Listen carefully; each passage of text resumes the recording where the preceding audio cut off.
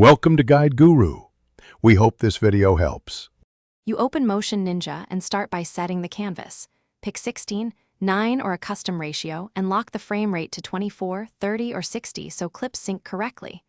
Then import your media straight away, drag files into media or use import, organize into bins so you avoid hunting later.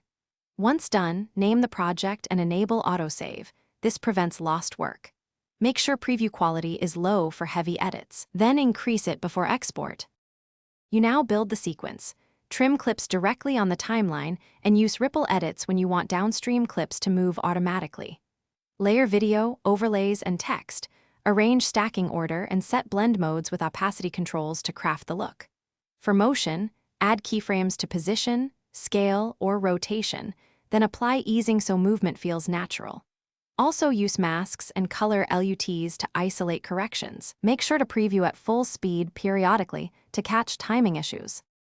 You finish by preparing an export. Choose H. 264 or another codec, pick bitrate and resolution that match your delivery platform, and select a preset for the target device.